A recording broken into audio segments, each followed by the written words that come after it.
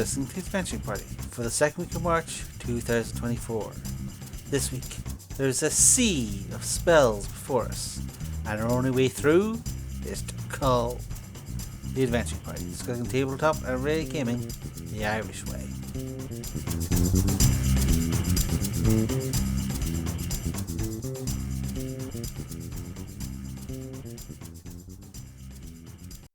Welcome again, gentle lovers of editing, I guess, as we come once more to the Great Spell Cull, where we take the endless pages of defunct and ununique spells that plague modern D&D and cut them down like wheat. I was drinking beer there, but I was about to shout, I just love cutting! I just love it! I love it so much! Yes, it is time for another Spell Cull. Wait, that's not the reverb. Here we go. Spell Cull. Hope that came through. We don't use no post recording effects. We're like in the moment. We do it in the reel. We're just twisting dials and snipping off spells here. All right, so we're moving. No, we're still mired in the Sargasso Seas. That's pretty okay. This is still a bad pun, but yeah, although who knows? Maybe we'll reach the shores by the end of this episode. Hopefully, step onto the no. This okay. I'm aware of phrasing the thing, but I was going to say we'll step onto the D's, and that's now I wish I hadn't. Yeah, internet poisoned it. So where were we? We left off with Conjure Folly. No, Conjure Woodland Beasties. Yeah, well, yeah, we sort of brought all of the conjures into, well, two piles actually, because this game, even when it tries to have a theme and spells, it can't be quite followed through. But yes, we've gone through all the various conjuration effects to summon, hordes of pixies or hordes of arrows or what have you to ruin your game. One of these goes. One of these does what I like, and the other is pixies.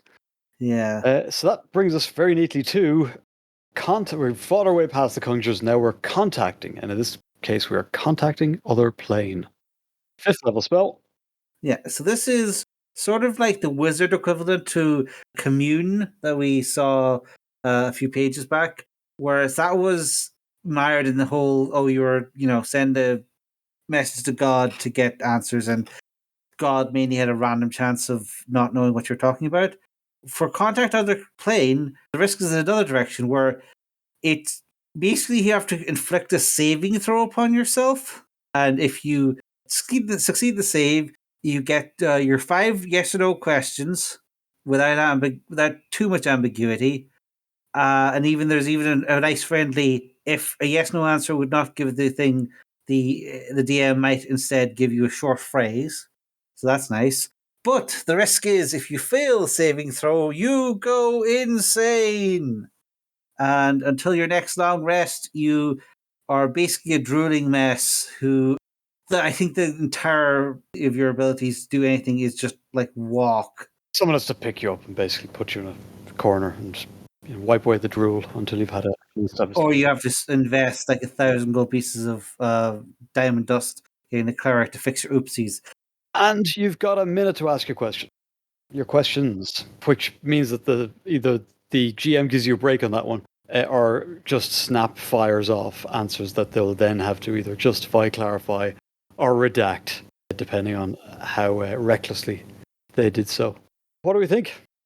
I like this format better than the sort of airy-fairy, maybe not version of Communion, but it does run into a lot of the same problems of like when do you decide what questions you're going to ask, or are you going to be doing it?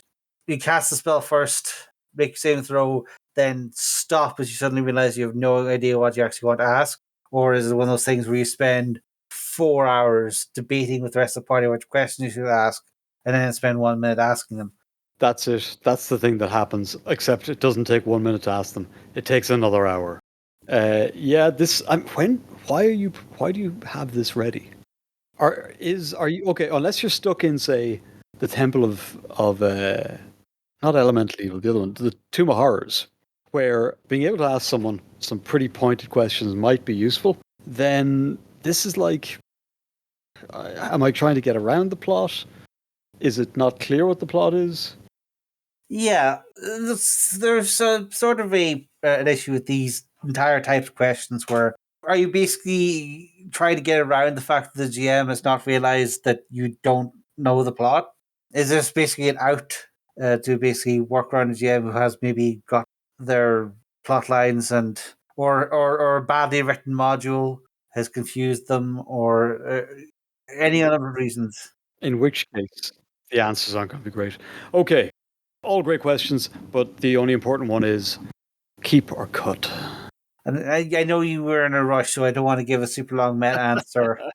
Well, no. We're both in a rush. You have to keep up. I like the idea of these spells, but there's a whole bunch of question marks over whether the execution is worth it. And again, it's one of those things where just making it a ritual is not good enough for me. I kind of want to make this into a sort of a sub quest or side quest that the player does something or sacrifices something in temple, and that's what lets you contact other plane or community. Yeah, that makes. I was going to say something similar. It's a boon, a kind of a device delivered by the GM as a reward. It's not something you just have in a list that you can maybe prepare just in case you think you might need to interrogate your GM for a bit. So I'm going to say cut. That seems fair. Are you saying cut? I want to hear it. I want to hear you say it. You got to say the words. Yeah, cut it, cut it. Speaking of cutting things out, we're moving on to. Amputate your wrist spell. We were pretty good at these for a while. Contagion. Ooh, sound like I caught something there. Swallowed a Oh, frog. Do you have Contagion in your list? yes. Yes. Sorry, Okay. I did not Yeah. get the pun. I did not get the cut thing. Oh, I see. We'll work on that. We're definitely cutting this bit out, right? Right? It's content. Fair enough. But yes, Contagion is a 5th level necromancy spell. It is a touch range spell attack, which allows you to afflict a creature with a disease of your choice. Okay, one thing stands out immediately. I'm looking at this going, touch attack, okay, cool. Necromancer, okay, cool. Duration, 7 days. It's long after this fight is over. You'll remember me. Yeah, that is a certain element of it. It is an interesting one. It's sort of one of those things that makes it seem like an NPC wizard has decided to curse you rather than you're in a battle to the death with them and they are attempting to, horribly kill you. But yeah, the fact that this is a melee attack means that presumably the necromancer in question is in quite desperate straits. Necromancer or cleric, I suppose, and is attempting to blast you with their most potent of spells. Now, that's not to say that the effect of this would not be potent. There's such things as blinding sickness, filth fever, which I'm pretty sure is basically just dysentery. Thankfully, the effect is merely to ruin your fighter's day by having no strength or anything like that. Flesh rotting, which basically makes your face fall off. Mind fire, which means that as long as you're in combat, you are confusioned. And we discussed that last time, how annoying that spell can be. Seizure, which, yeah. Disadvantage on dex checks, saving throws, and attack rolls that use dex. Wait a second, there's 6 different afflictions here. I think they might match up to the 6 different abilities, which is kind of neat. Who chooses? Pretty sure it is the caster's choice, according to the second line. Quite a useful spell then. It's got a whole bunch of very interesting effects. It's viciously horrible if you're that way inclined, but it is an effect that can be cured with cleric magics, and so it's a nice interactable effect.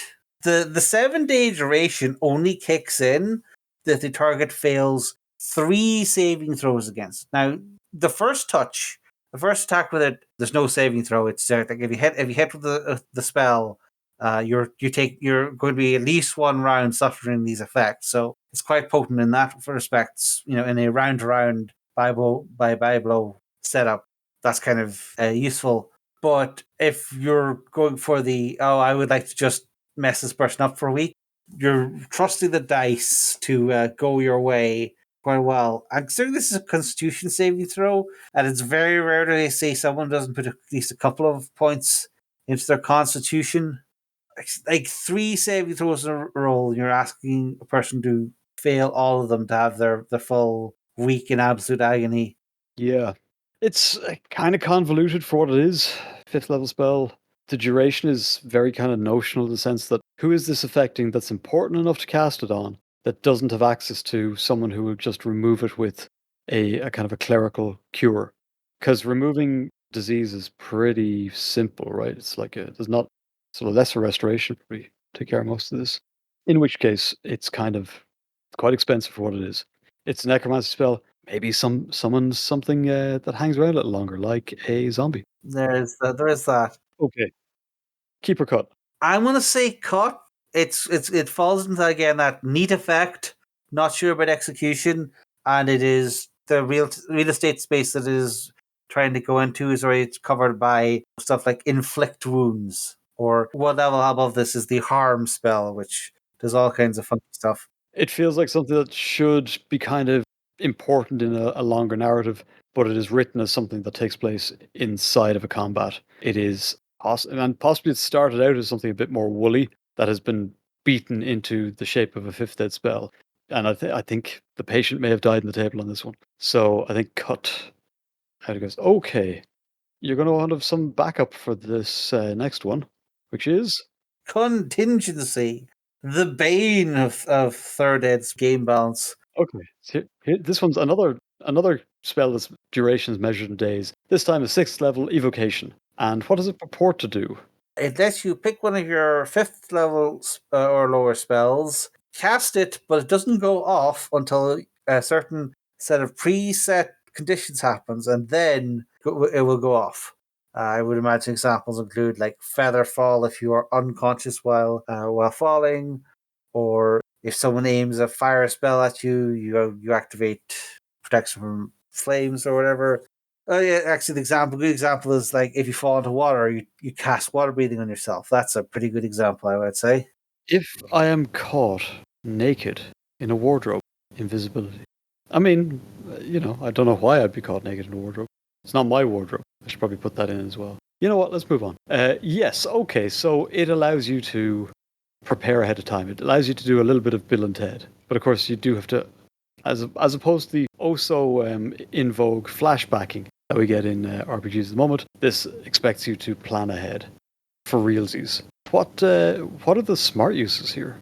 I mean, you could go with the problems that they had in third ed, where people would have like contingent fireball, where the contingency is I cast fireball on someone, so you get double fireballs. Are you allowed to be unconscious for this?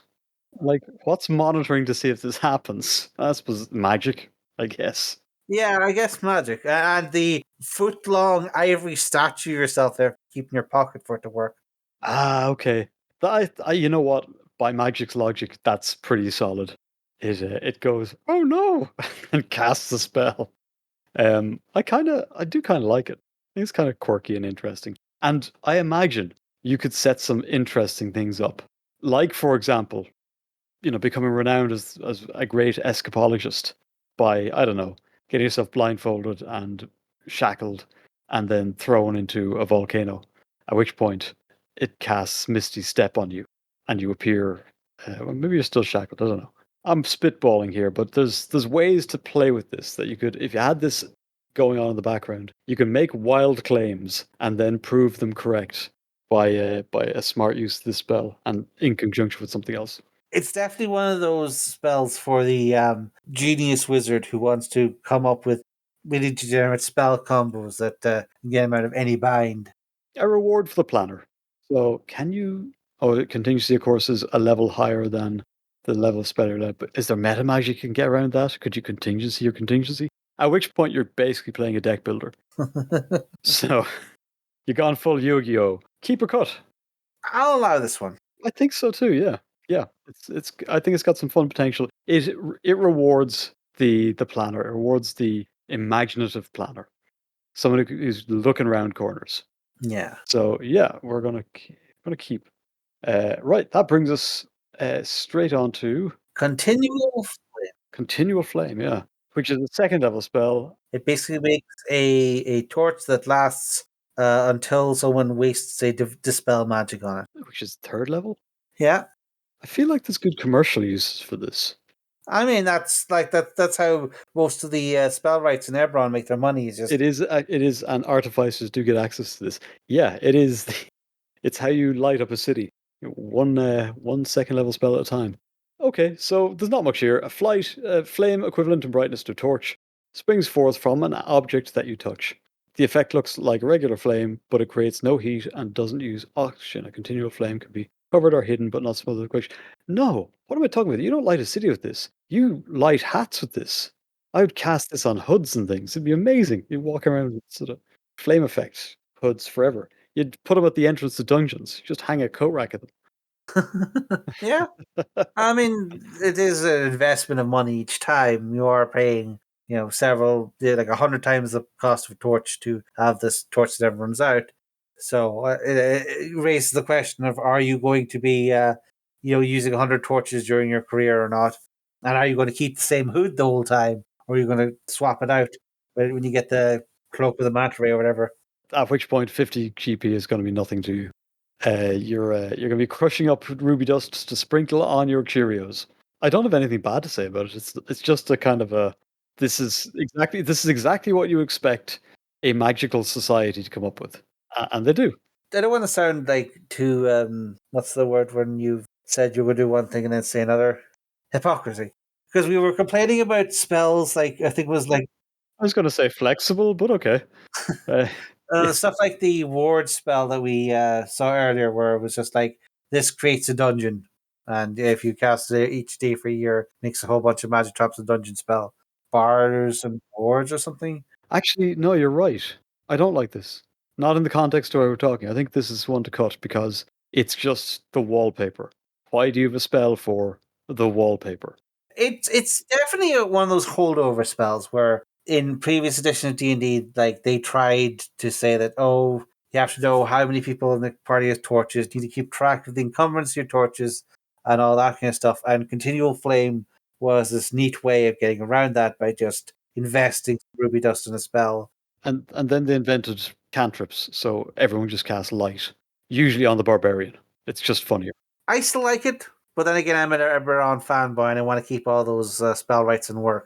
Oh my, I love Eberron. I think it's great. I think it's a great setting that had perhaps too many books. But I quite fond of it. I do like Eberron. I do like this sort of idea of mage rights, but I don't see how this has got anything to do with adventuring as such. Buy a torch, support your local economy, or just snap your fingers and cast light. No one needs to use a second level spell for this. So I'm going to say Cull. I still kind of want to keep it, but I can understand the call. And I can understand the keep. Where it started to sound like a pair of jolly old souls. Okay, never mind all that then. Let's move on. I don't want you to feel like I'm trying to control this conversation, when in fact we should talk about. Controlling water, a fourth level spell with it is concentration, so you hate it automatically, but has goes up to 10 minutes. See, that's a good length of time to concentrate on something. I bet you doing something useful in that time. How much water can you control? A cube up to 100 feet on a side, which that's pretty substantial to be honest. 20 squares aside, and 20 squares tall as well. That's another side. That's a lot of cube. Now, if you get gelatin in there, what you got there is a big mess that hopefully you won't be around to clean up. Choose from any of the following effects, and there's a bunch of effects, and we won't read them all out, but the top line is flood, part water, redirect flow, whirlpool. I know I was saying it weird. And I love a component for this. A drop of water and a pinch of dust. Something poetic about that. Yeah, people these days tend to focus more on stone shape because dungeons are made out of stones, and there's some. This is still a very useful and flexible spell if you're dealing with water and if know that you're dealing with water so that you've prepped the spell ahead of time. The main reason you don't see control water as much is because generally your average dungeon will have one or two rooms that have major bodies of water, or you're in a specific dungeon, that's got lots of water or is underwater or what have you. Fair. Been in a few of those. Yep. The main issue there is that this is sort of a sometimes spell. where it's like it's really useful in if you have the right situation for it, and it becomes really powerful then. But other the rest of the time, it's like, what are you going to do? Open up your water skin and make a whirlpool 3 inches wide.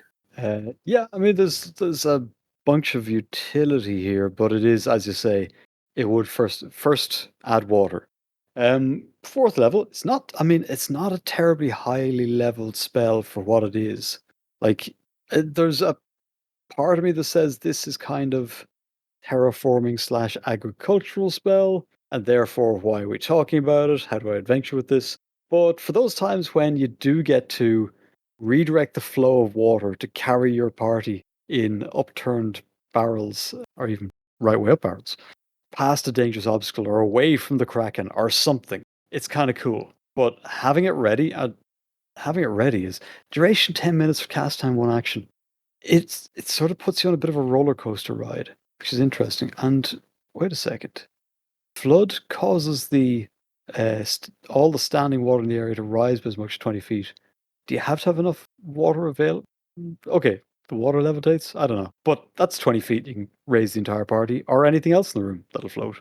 Yes, I suppose I'll grudgingly say keep. Again, it's a bit grudging, but yeah, I think it's a cool fact. It is again the sort of water dungeons are the worst unless you're prepared for them, in which case you just sort of roll them over because you have this kind of spell at your command. In a water fight, Whirlpool is particularly effective. Like it gives you a combat use for the spell. I think I'm a little less grudging about it now. And if you like, being able to keep that going, presumably you can move it around or something. I haven't read the whole thing. Never mind. Look, why bother with controlling water when you can make it rain? Let's move on to. Control weather. This one takes a little longer. It's a casting time of 10 minutes, and it technically affects you, but it also affects all the weather within 5 miles of you for up to 8 hours if you concentrate on it that long. It's a level 8 spell. We're not fooling around. This is the whole enchilada. Must be outdoors. Moving to a place where you don't have a clear path to the sky ends the spell early. So this is not a dungeon combat spell. This is I would like to ruin this part of the world or help it, depending. And it is control. It's not just pick a type of weather. You can change the current weather conditions, Yeah, it takes D4 times 10 minutes for each change. like the real weather. And then it gives you a bunch of, what would you call these? A bunch of options in terms of precipitation, everything from clear to torrential rain, driving hail or blizzard. Temperature can be unbearably hot or arctically cold, and then the wind can be calm or a storm. And I imagine you can mix and match to your heart's content. You could have some fun with that. Certainly, if there's a big battle coming up, and you can swing things one way or another depending on the weather. That's one to have. But how often do you get in big battles? I've barely had one a week since the start of the year. If you're level 15 and you're going through one of the original paths to power where you become the king of your nation or, go 500 miles into the wilderness and find a bunch of orc slaves or whatever, then presumably you're having decently regular battles. But yeah, this is one of those spells where it's a really interesting effect, but is it going to come up? It feels like it's more like it's in this list to show what level controlling the weather should be, so that you can win arguments with people trying to say that, oh no, control water can cause hurricanes. If you can interpret it this way and that way. Yeah, well, that's just not true. This is a spell where you just turn everything up to 5 or 6, depending on what the options are, and like you're never going to. Are you ever going to make it calm and nice? Presumably, if someone else is setting a hurricane against you, you'll essentially be counterspelling. Yeah, I just can't. Well, yeah, it is kind of war. It's kind of dueling jukeboxes for weather. I think this is a narrative event masquerading as a spell. I know I've said that about a lot of things, but this one, I mean, there is something to be said for the idea of at a certain level, you as a player get to start making narrative events happen. yes, that's fair, and it is 8th level. But at the same time, should that be a thing that is on the spell list, taking up real estate, as opposed to something? What are you going to replace with? It is truly magical to change the weather from a bright sunny day to a howling gale. Like that's what presumably what wizards get in the business for, not to simply be someone who chucks more damage downrange. Like, I can actually change things here. Yeah, I suppose you were sort of going on the debate of is it worth making the stats for all the spells for level 15 people when most campaigns end level 11? I mean, that's a different question, but of course, it does give the GM access. I'm going back and forth here. I think I think I have to say keep. I think, yeah.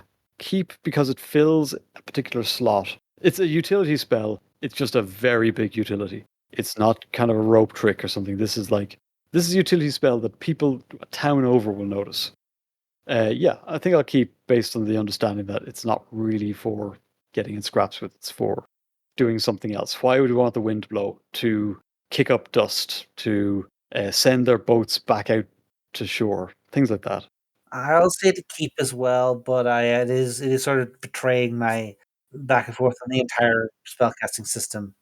Look, don't worry, we'll be harsh again soon, I'm sure. Okay, that brings us to, did we do this one already? Cordon of Arrows? No, no, this isn't. Oh, this is new. Oh, I didn't remember this. This is a ranger spell, which is why it never gets cast. Because you've probably a lot of better things to be doing at a second level. Yeah, you gotta conjure volley constantly.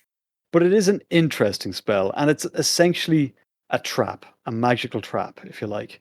So, second level, it's a duration of 8 hours, so you can lay this down for a while, and you place 4 pieces of non-magical ammunition in the ground within range and lay magic upon them to protect an area.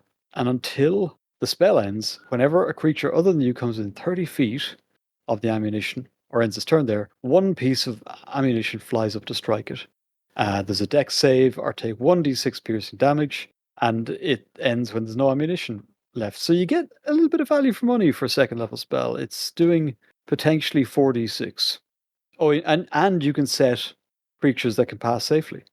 Now, I'm not really sure I've never taken it, I've never used it, although I've played a ranger a few times. So what do you think of this?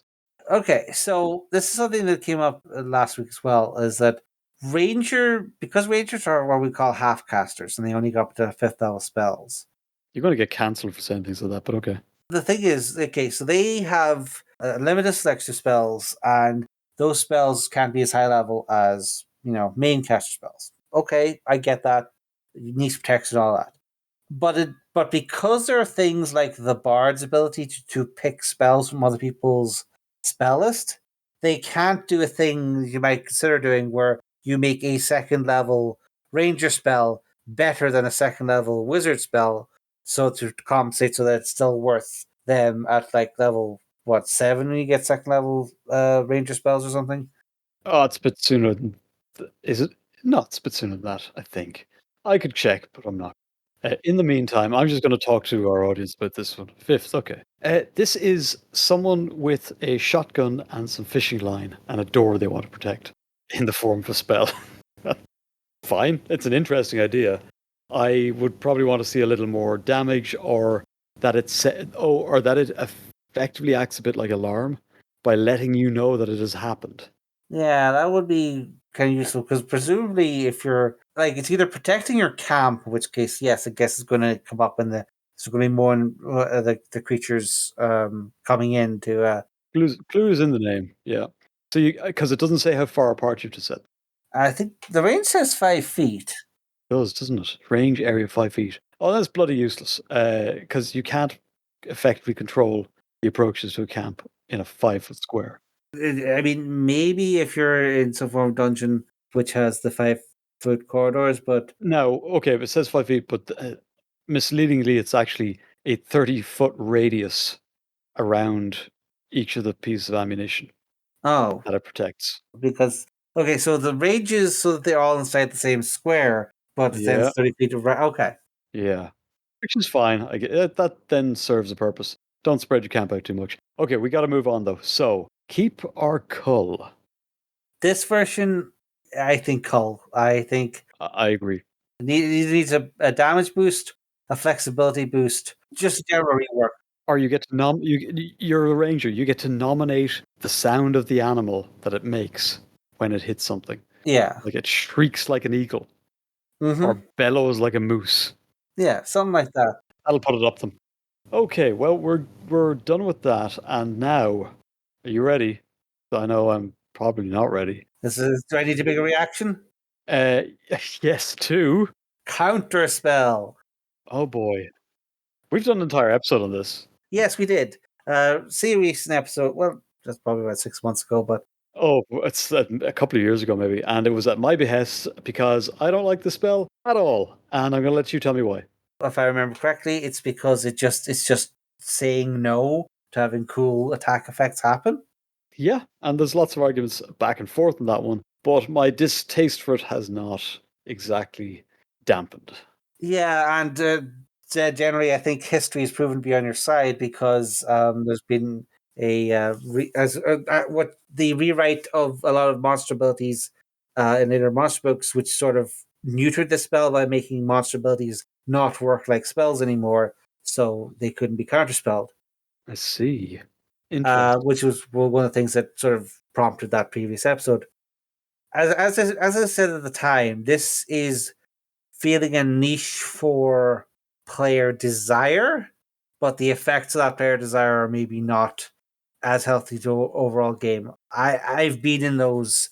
I've run those games where the entire point of having the wizard there is literally just to counterspell everything that the enemy wizard tries to do, and thus turning the fight into nothing but It's a standstill. And why are we protecting the hats again? Because they're stopping each other from casting spells. Why don't we just not bring them?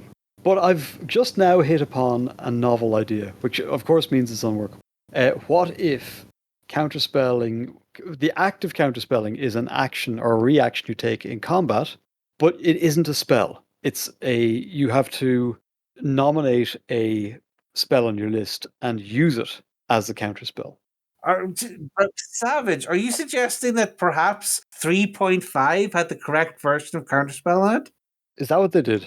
So long ago. Well, the problem is that they did that, but also this was before they had like reaction rules. So they didn't have like proper reaction rules. So you had to prepare your action to counterspell and say, okay, he's counterspelling. Is he firing a fireball out? Because I have fireball prepared, so I can counter his fireball with my fireball. No, he's casting lightning bolt. Damn. See, I'd go with something a bit more flexible and interesting, and it becomes a I'm rubber, you're glue sort of action where their spell, if you manage to successfully counter through some sort of opposed check, you expend that spell, but you get to have it reflect back. So they send fireball, and you counter with lightning bolt, and you get that kind of cool. You've seen it where the two wizards are spell and the red beam and the blue beam are going back and forth and everything. I've seen And that. I mean, I know what you're talking about. you know what we're talking about. And if you win, so if you lose the spell slot. Perhaps, yeah, probably do, because there's big bonus if you win. If you lose, your spell doesn't overcome their spell, and their spell goes off. Maybe you can reduce damage or something. Maybe at a reduced effect or half saved for full. We'll let the rules guys deal with that. But if you win, your spell goes off on them instead, and it happens out of order, and you've all of a sudden, so you've got this great use of reaction. You're spending a valuable resource, but something interesting is happening on the battlefield, and it's a real upset to the plan. So counterspell doesn't become a game of nah. Counterspell becomes a real knife fight in a phone box. Who feels like they're ready to go over the top here? But that's, look, all in all, I'd say I don't like this version of Counterspell.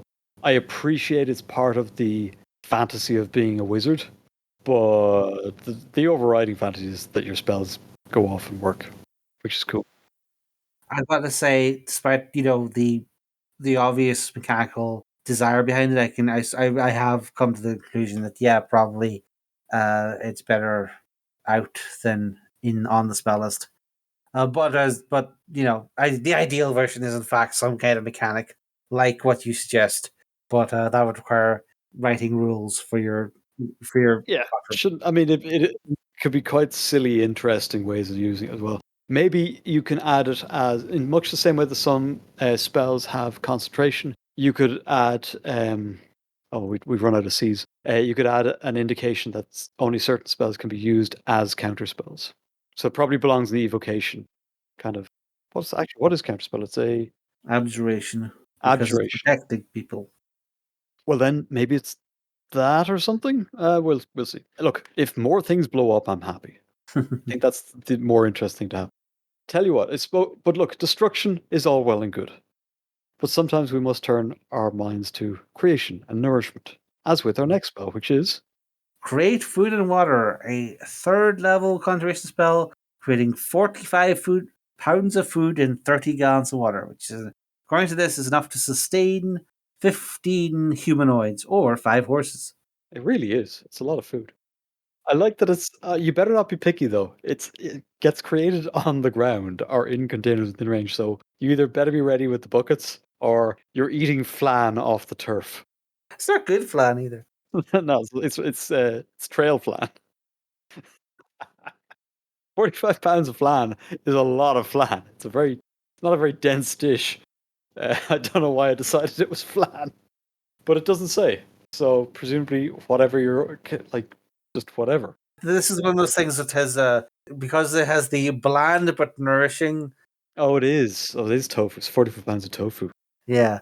Although that again, you get the people saying, but if you go over to the peas, there is a spell called Prestidigitation, which all wizards have, which cannot change what people things taste like, and therefore you have to have the thing of the wizard in the corner with their 45 pounds of tofu flan, which says this tastes like the best chicken I've ever had. Do you know what the problem is? The texture. It's like tofu flan. But yeah, you do have what is essentially student noodles. So relatively bland, but a sachet of flavor to pour on top, and it'll keep you going. That's great. That's fine. I like that. This is one of those spells that is, kind of controversial because it's very specifically written to, much like the Rangers' ability to track is written so that people do not need tracking rules. The create food and water spell is written so as to say yes, the party does not need to forage for food. Not free though. Like it is a third level slot, and for most of your time playing, that's going to be an important slot to kind of have to hand. Like that's the same slot as haste. Now, it should be noted, it's a cleric, paladin, artificer spell, so it's not good bearing things or other people do other things. But I kind of like the fact that it mentions nothing about restoring hit points or anything like that, and it does go off after 24 hours. So you're preparing it once a day. It's not necessarily going to do anything for you in terms of your combat efficiency. It's just there to keep you alive, which gets it past the good berry problem, which does actually restore hit points, and thus not to mention nourishes you all day as well, and thus is a very cheap. It's a poor man's healing potion in the sense that I've met many people who've got plenty of experience in D&D will tell you one hit point's as good as 100 hit points as long as you can stay on your feet. So yeah, it's can you prepare Goodberry with your contingency? Cast Goodberry in my mouth if I hit 0 hit points. It'd be a weird combination of abilities to get contingency and goodberry, but if you can do it, More power to you. You'll never die. Okay, create food and water. You've got reservations. Yeah. no, the OSR has reservations because they are all about resource management and sort of obviating the entire problem. Rankles them a bit. But it's probably better to see that this, in terms of the gameplay, it allows. I, for one, for example, have had my Spelljammer cleric sustain an entire crew of many miscreants as we flew across the wastes of space on our flying castle. So in that sense, I consider Create Food Water to be more like a sort of resource, not tax, but like an enabler. It enables, It's logistics. yeah. 15 is a good number, or 5 steeds. Man, have you ever seen a horse eat tofu? It's not pretty. Uh, I mean, we don't want to get into the other problem of forgetting the paladin's horse when you teleport it and all that kind of nonsense. it's just like paladin horses are like computer game horses. They're just there when you turn around. Pretty much. That's always been my understanding. It was okay. Never mind the flan, the tofu, or the horses. No, you know what? You should have properly planned for this, anyways. No, is this good? I don't know. It's a really weird set of people who get it: clerics, paladins, and artificers. Presumably the manna from heaven type deal. Yeah, it's like should provisioning be like more in the ranger spell list? Well, okay. A ranger would just cast summon woodland animals. That's a food spell if you think about it. Right. Yeah, I think there's a lot of other. Here's the thing: it's too bland, like its product. It doesn't do anything interesting to justify the third level slot, except answer a logistical problem, which you should probably have taken care of already. And you're just upsetting the ranger. He can get so many snakes in his sack for you to eat. Doesn't matter where you are. Like, you ever had manatee? Good eating on manatee. Okay, I think we should. So, do you want to keep it in or out? I'm going to cull it. I'm biased. As I said, I had real fun being the food supply for my Spelljammer campaign, so I'm going to say keep. But I understand the objection. Why isn't your okay, Spelljammer? Why isn't your hold full of food and rope? We had a very dysfunctional group of miscreants in that castle. Oh, of course, it's castles. It doesn't have a hold. It's got a dungeon. Okay, so wait a second. I feel like we've already done the spell. We're going to move on to. Create or destroy water, which is only a first level spell, and it does not have anything to do with food, and really causes water to happen or unhappen. Where 10 gallons of clean water come out of nowhere, either as rain or just sort of appearing in containers, or you can just cause it to poof into nothingness. Apparently, just like into sand, given by the material components. And if you can upcast it to get more water if you really want, or destroy more water. Or it could work in fog, apparently, so you can just clear a gap in fog if you really need. Also, soak your shoes. 10 gallons at first level. Again, this seems much like control water earlier.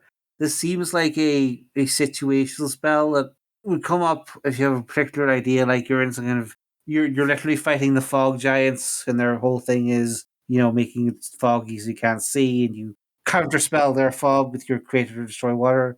A 30-foot cube is a useful amount of fog to destroy. I'll give it that. I don't think it's 10 gallons of water, though. There's also we say an awful lot of things about situational spells and the why would you ever prepare this, but if you had it as like the third backup tertiary power on your magic sword, then you'd probably find ways to use it. Yeah, yeah.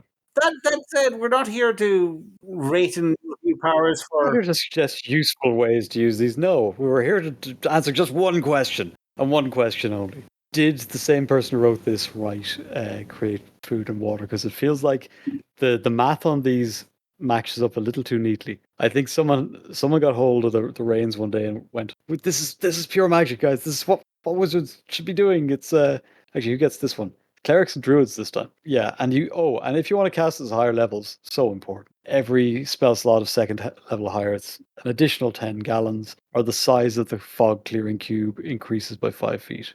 For each slot level above first, that was one run on sentence, and they have written the same thing twice.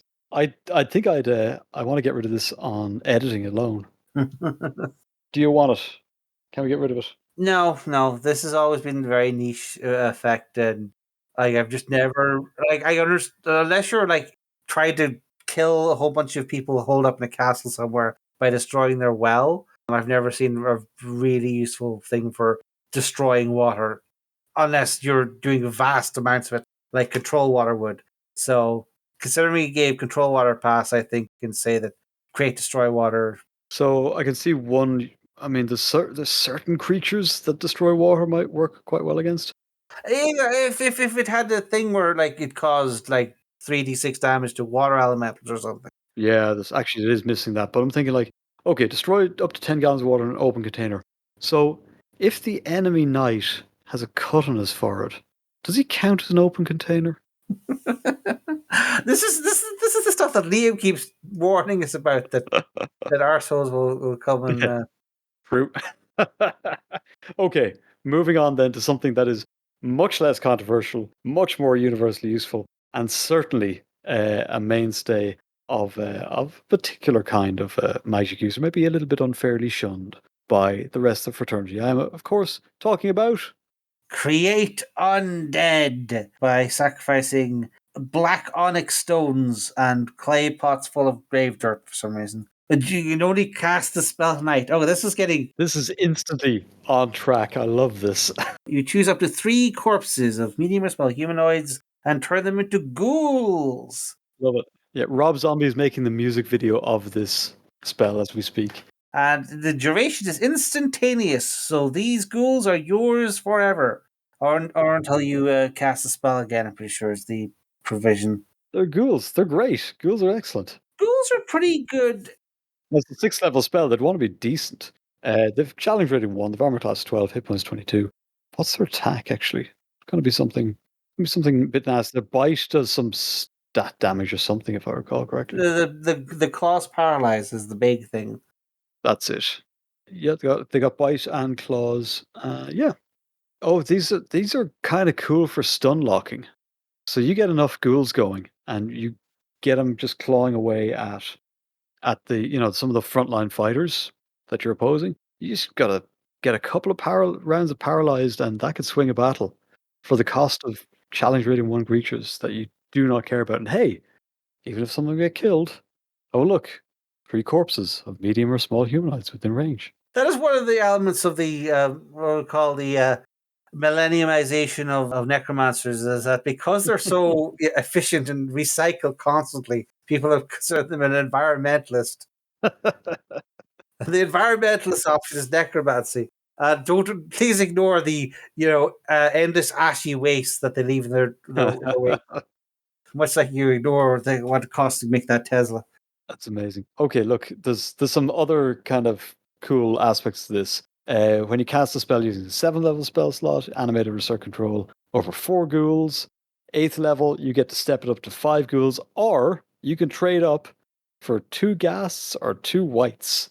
And then if you get to 9th level with it, you can trade up again for 3 ghasts or whites, or 2 mummies, or 6 ghouls. And that's 6 is the minimum internationally recognized number for a pack of ghouls.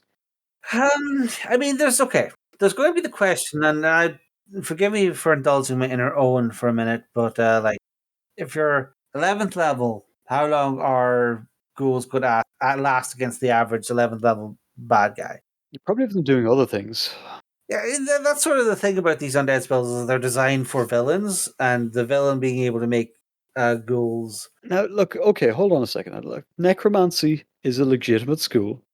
It explores the pathological, and that's a perfectly reasonable avenue of research for any self-respect spellsmith.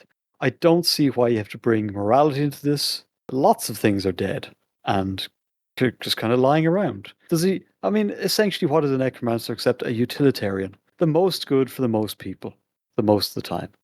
Uh, I could go on like this, but yeah, okay, yes. Traditionally, the bad guys raise the dead, but I mean, that was a long time ago, and attitudes have changed.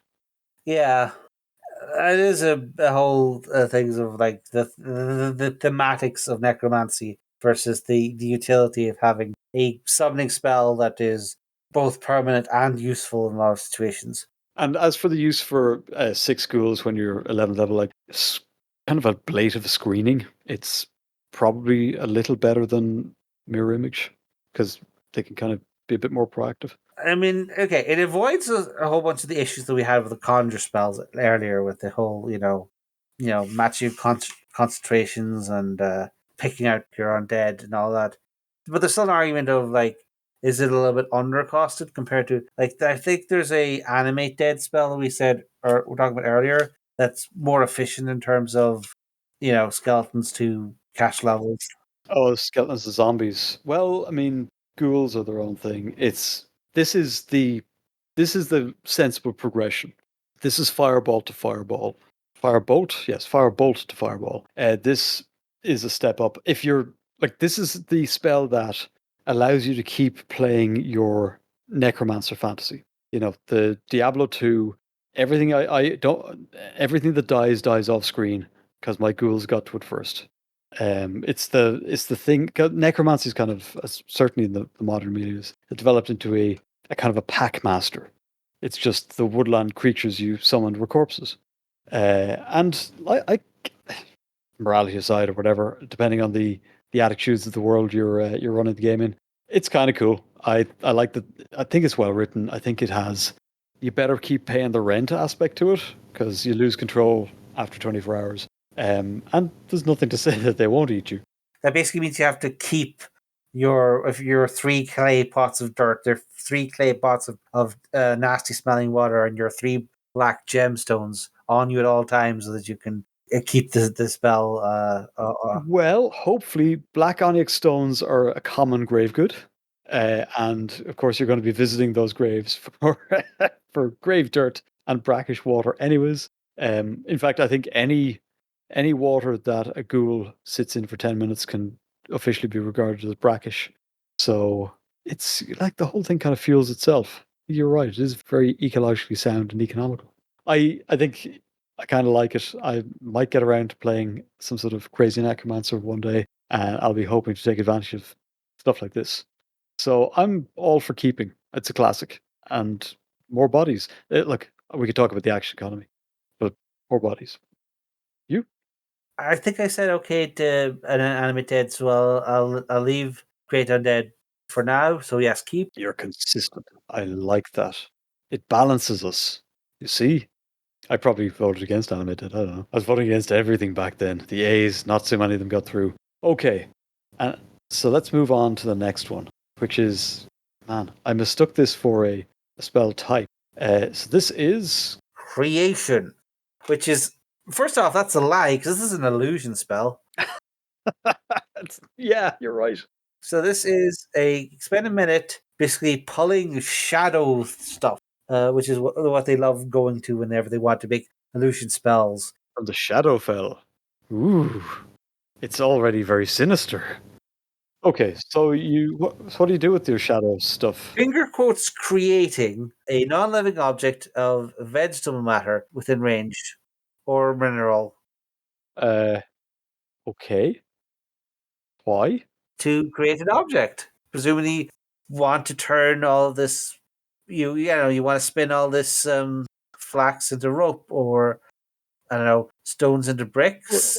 Wait, I'm genuinely confused. Okay, so it's cast time in 1 minute, it's 5th level, it's illusion. You pull shadow material from the Shadowfell to create soft goods or a mineral object. So wood, rope, stone, crystal, metal, no larger than 5 foot cube, and in the form and material that you've seen before. And it has a duration of between, what is it, 12 hours or 1 day and 1 minute. Yeah, depending on you're getting some rope together, or an adamantium glove or something. I I'm genuinely baffled. Did you just not? Did you forget to bring a stool or something? Is that? Oh, I didn't bring rope, so I'll cast a 5th level spell, and it'll and it'll last a day. Yippee! Adamantium or mithril last a minute. Oh, I really need a mithril serving tray right now. 5th level spell. What is this for? I think it's sort of like contingency. It's a spell for the big planner who has random convoluted scheme involving 3 of their 7th level spells or whatever to come up with some absolute nonsense. And for those people, I'm sure it's very useful. Illusionists in general are going to be like this almost by default, because It's just the way they are. Yeah. their whole thing is tricking, being tricksy. Wait, this is just for con men. Of course, I'll sell you this. Let me see, this golden footstool. No, bedside cabinet, locker. Yeah. Golden. It's got to be worth a lot, right? Here, it's got some gems and stuff in it. Did I say gems? I meant precious stones. I need this to last long enough for me to get out of here with your money. Like that's all it is. It's like maybe. No, I can't think of a good use for this.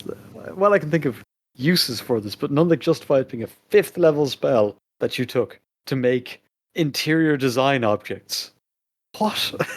Why is this thing?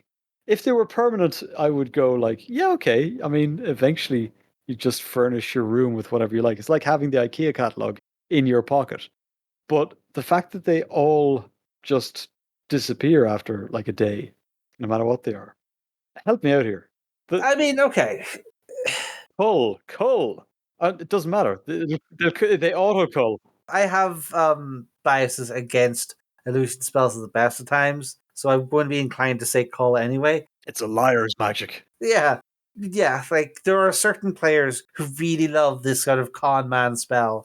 Or they might consider it maybe you're artificer and you really, really need specific type of tools, but only for can you get this contraption to work for less than an hour with the the fake shadow silver that you conjured out of your extrusion illusion machine or whatever.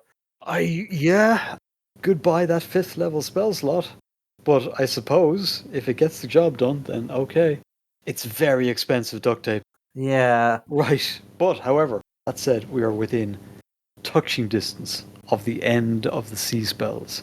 So I abandoned that in bafflement. That got written, and someone said that's brilliant. 5th level. Send it out the door. All right. It is madness. I feel like I'm wearing a. Crown of Madness. Oh, you put some sauce on that one. Yeah. So this is another concentration spell, so you hate it.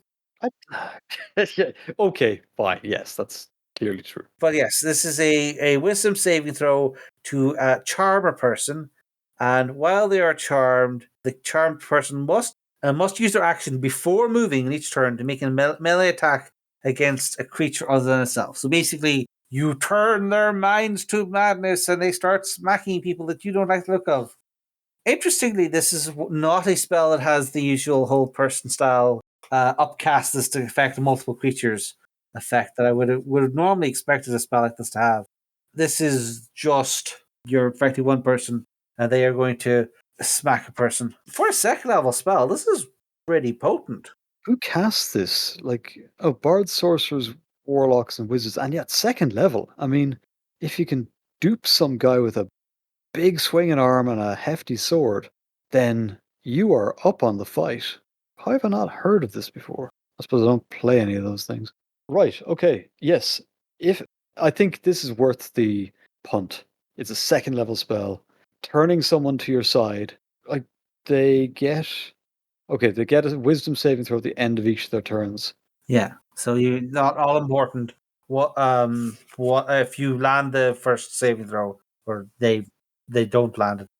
Then you get your full turn of them acting out. Yeah. But to have one of their frontline fighters smack somebody upside the head and then turn and make a beeline for the casters at the back, and fingers crossed, maybe you get a second turn out of it. They start wailing on them too, and they're out of position, and they've done damage to one of their mates nearby. I mean, it's an attack. It may not actually, but still, that's an interestingly disruptive. It's a line breaker, and I'm kind of fond of line breakers. I think I've said that before. So yeah, we're nearly there. We've kept our audience forever now. So I'm going to say very simply on if it is cut or cull, is it keep or cull? Cut or cull. Well, showed our hand now. I'd say keep this. It's remarkably effective, especially for a bard. It's really bardy kind of. It's got a lot of bard energy. Yeah, mostly agree. For me, it has warlock energy, but because of the way fifth ed warlocks have, it's actually very inefficient for a warlock to use. But that's another thing. Yeah, I would say keep. All right. So we are on a crusade, of course, which we've specified many times, which requires that we have a Crusader's Mantle. You radiate 30 feet of holy power, which means that for any creatures within your 30 feet radius, while you concentrate on the spell, every non hostile creature in the aura, including you, deals extra d4 damage when you hit with a weapon attack. So it's basically buffing all your fighters, all your rogues, and just do a little extra damage. very little extra. It can add up if you've got a group, is the thing. And this, In a long enough fight with a big enough group over an indeterminate timeline. I'm sure and it's if you great. have advantage on concentration saves. I love how it's written. It's a lot of you. You're the center. The aura moves with you, centered on you. It's perfect paladin spell. They pretty much think they're the center of any party, anyways. So, like, they're weirdly clingy. Have you found? Like, they're just stand near to me, I mean, but touch me. I say that, but then you always want to be near them whenever you make a saving throw to get that tight tasty +5. Yes, but they're probably standing beside some frothing madness. So it's an over under. Yeah. But it's a fine spell. 3rd level, I'd have wanted something a little better than D4. But Radiant is kind of useful. Yeah, it's not. I don't think it's going to be a universal must pick. But if you're in a party which is very heavy on melee fighters, where even the clerics get stuck in, and instead of you maybe have a sword wielding bard instead of a wizard, so they also get stuck in, and maybe you have a few henchmen that you bring along, or your necromancer has brought a whole bunch of ghouls for some reason, and your party fine with that despite the whole paladin thing. Oh, look, read the Coldfire trilogy by C.S. Friedman. That's not a problem. Paladins and necromancers get on just fine. Basically, two ends of an economic chain.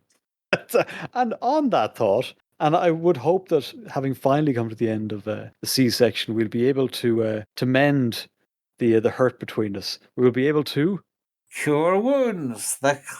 Oh, sorry. Did we? Sorry. Did we color keep? You both saying keep, or are you saying I call? I don't.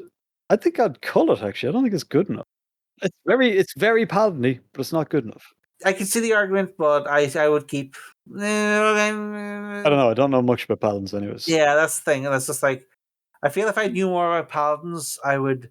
And the thing is, every paladin spell is automatically fighting against the big smite that can be turned into. So, well, okay, it's a question of: are you going to get more than 3d8 worth of damage out of this spell? Is the question you're going to have to ask yourself. Given how weak it is, this feels like it should be a class feature or some sort of subclass feature. Well, like I said, we're not here to fix Fifth Ed's mechanical. We never will. But yeah, my short answer is cull because I would say keep, but it is a marginal for me, I'll say. But yes, cure wounds. there's nothing marginal about cure wounds, is there? Yeah, this is a compared to some of the chonkers of spell descriptions we've had.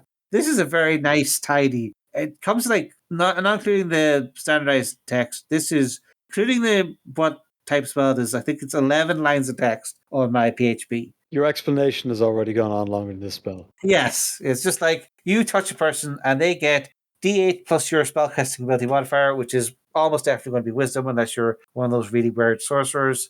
It does not affect undead or constructs, so they've apparently just kind of dropped the whole, cure spells on zombies to kill them thing that you used to be able to do.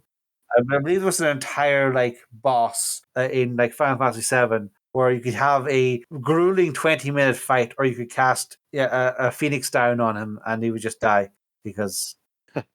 It's Upside Down Day. It's a healing spell. It's first level, so it's not particularly expensive. It scales if you want to cast it higher, although I suspect there's better healing further up. Everybody gets this from. The thing is though, this one spell is taking up this is has replaced an entire 4 or 5 spells that were in previous editions, where each level of cure wounds had to be its own entry. So in terms of calling the spell list, cure wounds is starting off having with 3 strikes in its favor because it got rid of cure light wounds, cure serious wounds, and cure critical wounds. So it did, yeah. Oh, in that case, yeah. Stay with me. This is probably the spell I want the most of this spell is the thing. It's short. It's flexible. It can be upcast usefully. I would make it a little better, I think. I'd say start it at D6 and then increase the die type as you pump it. Because that feels like it would scale a bit better with the sort of damage you can expect. So it goes D6, D8, D10, D12.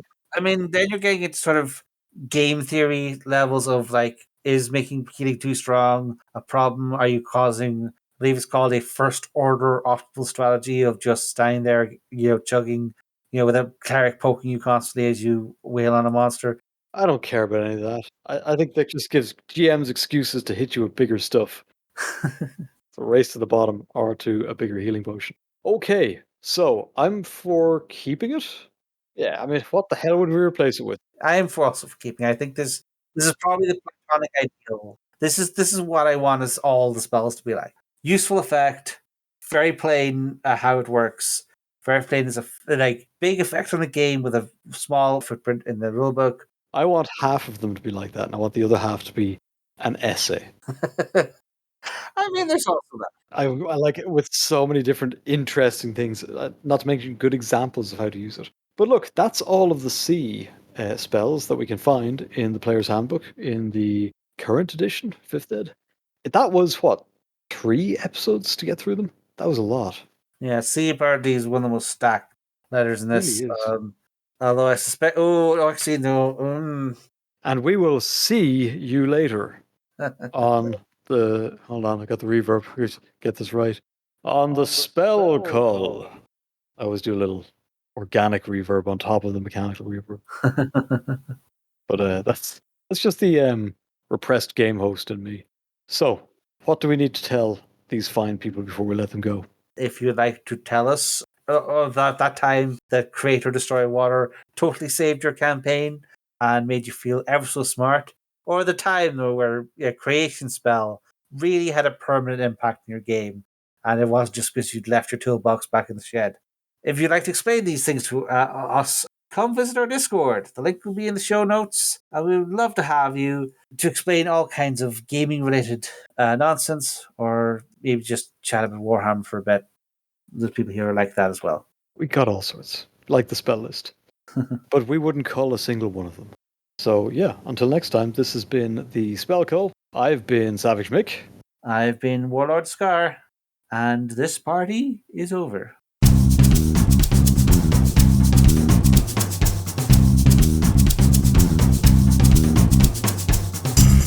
Thanks for listening to the Adventure Party. You can find show notes and links to things we've mentioned at www.theadventuringparty.net and on our Facebook page. You can leave comments there, or talk to our Twitter account at AdventurePTY, or you can record a voice message at www.speakpipe.com/theadventuringparty. We can also be contacted directly by email at party@theadventuringparty.net. If you'd like to be in touch with the party all the time, come join our Discord server, link in the show notes.